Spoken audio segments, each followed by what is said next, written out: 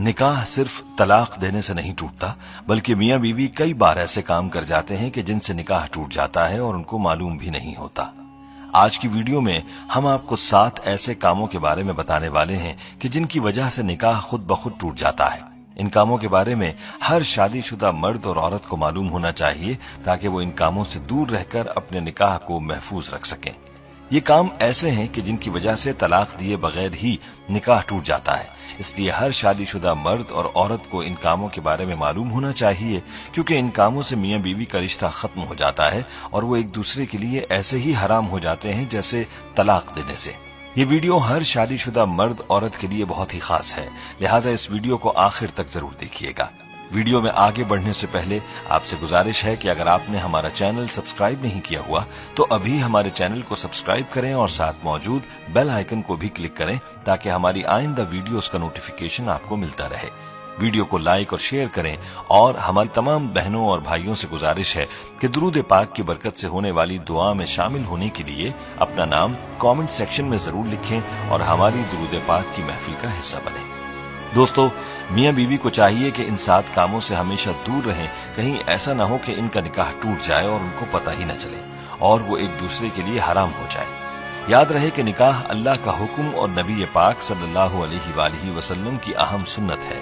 نکاح کی اہمیت پر بھی ہم بات کریں گے، لیکن پہلے آپ کو ان 7 کاموں کے بارے میں بتاتے ہیں کہ جن سے نکاح بغیر طلاق ہی کے ٹوٹ جاتا ہے، مطلب یہ کہ میاں بیوی کا رشتہ اپنے آپ ہی ختم ہو جاتا ہے۔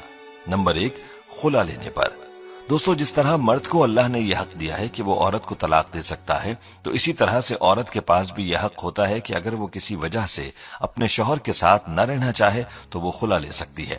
اس مقصد کے لیے وہ وقت کے قاضی یا عدالت کے ہاں اپنا کیس پیش کرے گی اور قاضی اس بات کا فیصلہ کرے گا کہ خلا حق بجانب ہے اور اس پر عمل درآمد ہو گیا ہے، تو اس کے بعد میاں بیوی ایک دوسرے پر حرام ہو جائیں گے۔ نمبر 2، ایلا۔ دوستو، اب آپ کے ذہن میں سوال ہوگا کہ یہ کیا ہے؟ تو ایلا اس کو کہتے ہیں کہ شوہر اپنی بیوی کے ساتھ ہم بستری نہ کرنے کی قسم کھا لے تو ایسی صورت میں بیوی اپنے شوہر سے علیحدگی اختیار کر سکتی ہے اور وہ طلاق کے بغیر ہی ایلا کر سکتی ہے۔ نمبر 3، کسی ایک کی موت ہو جانے پر۔ پیارے دوستو، اگر کسی حادثے میں یا پھر کسی بھی وجہ سے اگر شوہر فوت ہو جاتا ہے تو اس کی بیوی کا اپنے شوہر سے نکاح خود بخود ہی ٹوٹ جاتا ہے۔ اسی طرح سے اگر بیوی فوت ہو جائے تو اس کے شوہر کا اپنی بیوی سے نکاح ٹوٹ جاتا ہے۔ تو معلوم ہوا کہ کسی ایک فریق کے فوت ہو جانے سے میاں بیوی کا نکاح خود بخود ہی ٹوٹ جاتا ہے۔ نمبر 4، اسلام چھوڑنے پر۔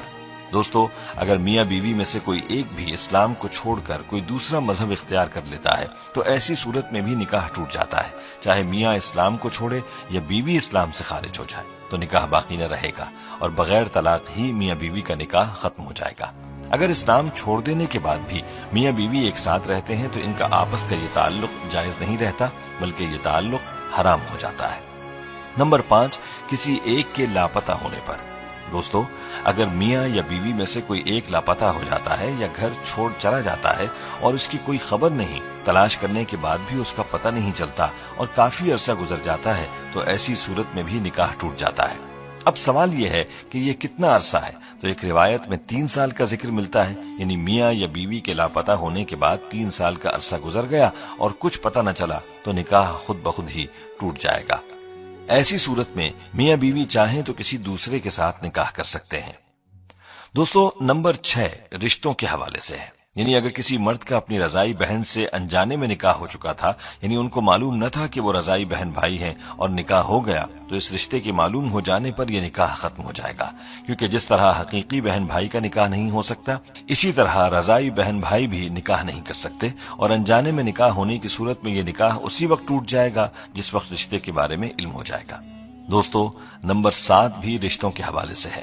یہ بات انتہائی غور طلب ہے جو والدین اور اولاد کے رشتوں کے حوالے سے ہے۔ دوستو، اگر بیٹا یا بیٹی 9 سال کی عمر کو پہنچ جائیں تو ماں باپ کو چاہیے کہ وہ ان کو اپنے پاس نہ سلائیں، یعنی باپ بیٹی کو اپنے پاس نہ سلائے جب وہ 9 سال کی ہو جائے، اور ماں اپنے بیٹے کو اپنے پاس نہ سلائے جب وہ 9 سال کا ہو جائے، بلکہ ان کے ساتھ پیار کرنے میں بھی احتیاط کریں اور ان کے جسم کو اپنے جسم سے دور رکھے، کیونکہ اگر باپ اور بیٹی کے قریب ہونے سے باپ کی شہوت یا بیٹی کی شہوت جاگ گئی تو میاں بیوی کا رشتہ ٹوٹ جائے گا۔ اور یہی صورت ماں اور بیٹے کی ہے کہ اگر ماں اور بیٹا ایک دوسرے کے قریب ہوئے اور ان کی شہوت جاگ گئی تو بھی نکاح ٹوٹ جائے گا۔ اس لیے چاہیے کہ اس حوالے سے بہت احتیاط کی جائے۔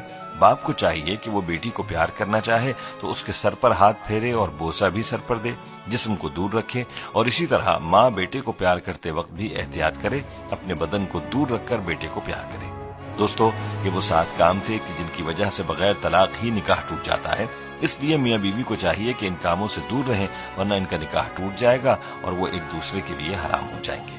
پیارے دوستو، یہاں ہمیں اپنے بارے میں خود ہی سوچ لینا چاہیے کہ کیا ہم ان کاموں میں سے کسی کے مرتکب تو نہیں ہوئے، اور اس حوالے سے مزید تفصیلات کے لیے ہمیں چاہیے کہ مفتی حضرات سے پوچھ لیں۔ دوستو، نکاح کی اسلام میں بڑی اہمیت ہے۔ یاد رہے کہ ہمارے پیارے آقا حضور اقدس صلی اللہ علیہ وآلہ وسلم نے نکاح کو اپنی سنت قرار دیا ہے۔ ارشاد نبوی ہے، النکاح من سنتی، نکاح کرنا میری سنت ہے۔